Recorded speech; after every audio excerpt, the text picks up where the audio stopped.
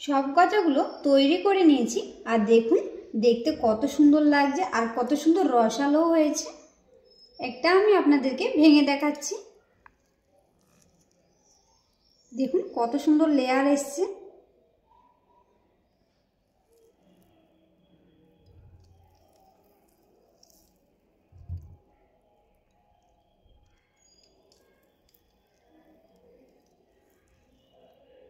নমস্কার বন্ধুরা, বিন্দাস কুকে তোমাদের সবাইকে স্বাগত।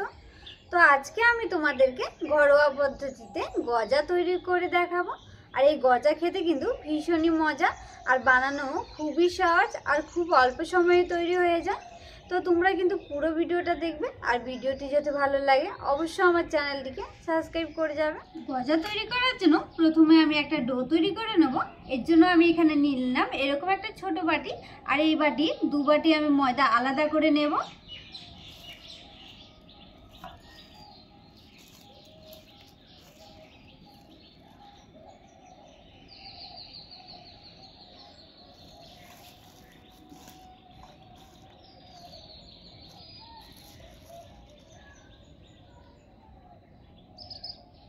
দু বাটি ময়দা আলাদা করে নিয়েছি। এবার আমি এর মধ্যে দিয়ে দেবো স্বাদ অনুসারে লবণ, অল্প একটু খাওয়ার সোডা, বেকিং সোডাটা দেওয়ার পর এবার আমি এগুলোকে ভালো করে মিশিয়ে নেব। ময়দাটাকে ভালো করে মিশিয়ে নেওয়ার পর এবার আমি এর মধ্যে দিয়ে দিচ্ছি 50 গ্রামের মতো ঘি। আর আপনারা চাইলে এর মধ্যে সাদা তেলও ব্যবহার করতে পারেন।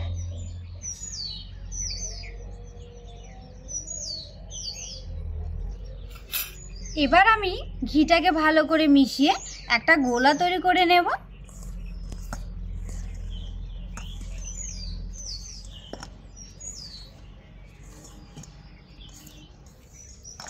ময়দা আর ঘিটাকে ভালো করে মেখে ঠিক এরকম একটা গোলা তৈরি করে নিয়েছি। আর আলতো করে চাপ দিলেই ভেঙে যাচ্ছে, তার মানে আমার ময়দাটা গজার জন্য মাখা তৈরি হয়ে গেছে। এবার আমি এর মধ্যে অল্প অল্প জল দিয়ে ভালো করে মেখে একটা ডো তৈরি করে নেব।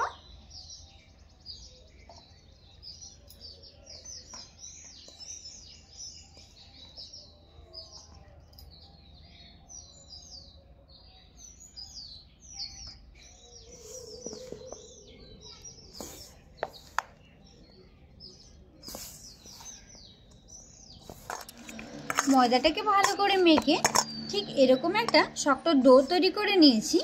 এবার আমি এটাকে 10 মিনিটের মতো রেস্টে রেখে দেবো।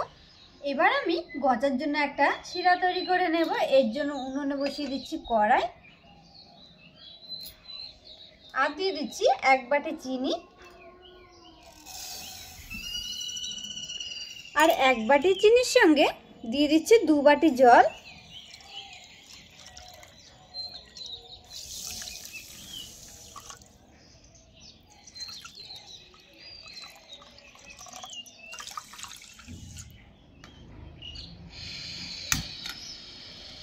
এবার আমি চিনিটাকে ভালো করে জাল করে একটা শিরা তৈরি করে নেব।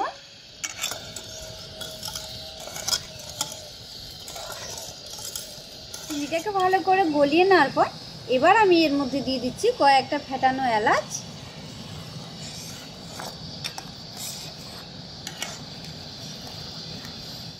চিনিটাকে ভালো করে গলিয়ে একটা শিরা তৈরি করে নিয়েছি। এবার আমি এটাকে নামিয়ে রাখবো। আর এই চিনির শিরাটা কিন্তু বেশি মোটা করারও দরকার নেই আর বেশি পাতলা করারও দরকার নেই, মিডিয়াম হলেই হবে। ডোটাকে রেস্টে রেখেছি 10 মিনিট হয়ে গেছে। এবার আমি এই ডোটাকে আরেকবার ভালো করে মেখে নেব।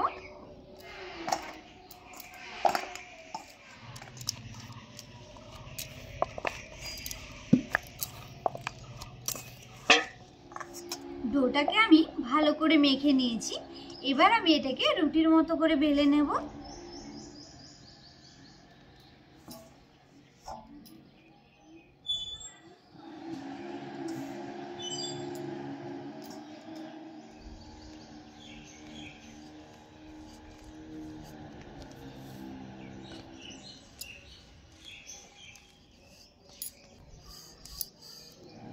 রুটিটাকে ঠিক এরকম মোটা করে বেলে নিয়েছি।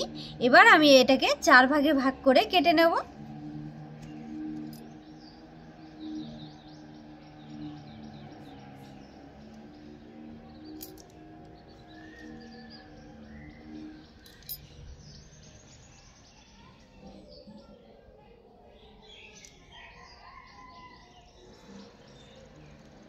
রুটিটাকে আমি 4 ভাগে কেটে নিয়েছি।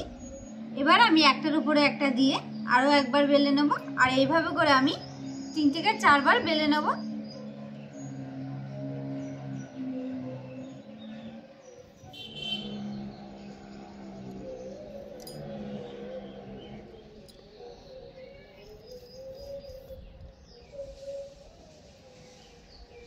পিসগুলোকে পরপর বসিয়ে নিলাম। এবার আমি এগুলোকে বেলে নেব।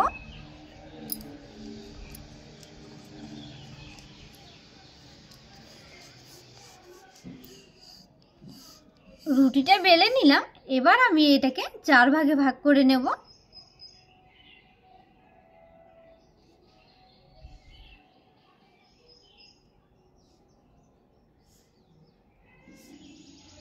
আর ঠিক এইভাবে করে আমি 3 থেকে 4 বার বেলে নেব।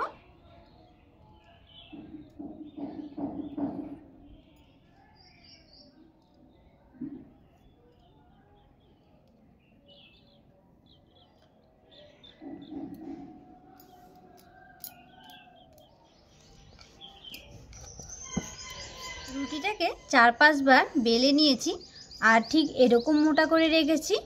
এবার আমি গজার সাইজে কেটে নেব।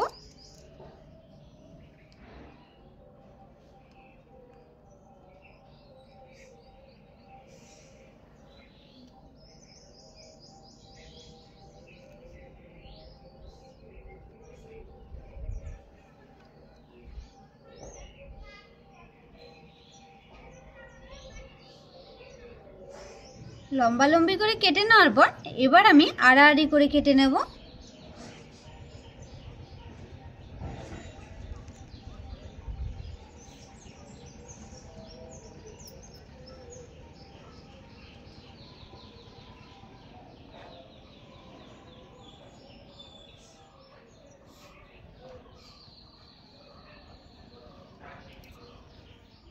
গজাগুলোকে পিস পিস করে কেটে নিয়েছি।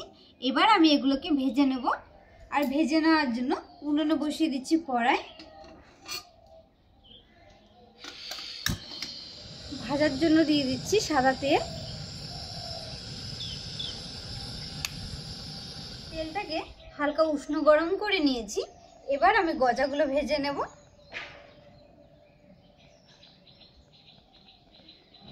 গজাগুলো ভাজার সময় তেলটা কিন্তু বেশি গরম করা যাবে না, তাহলে গজাগুলো পুড়ে যাবে।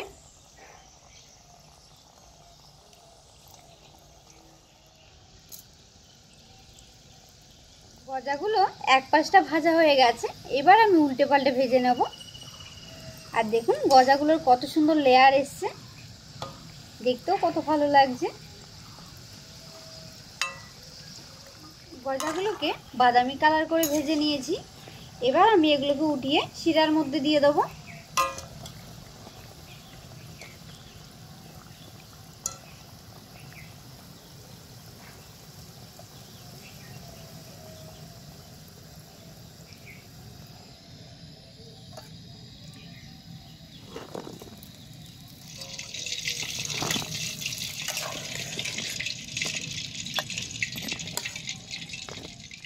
এইভাবে করে আমি বাকি গজাগুলোও ভেজে নেব।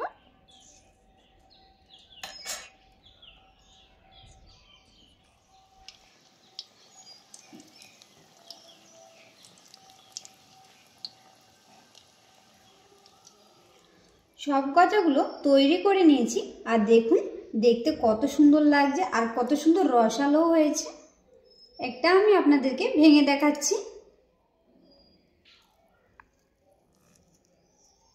দেখুন কত সুন্দর লেয়ার এসছে। তোমাদেরকে আমি আরেকটা ভেঙে দেখাচ্ছি।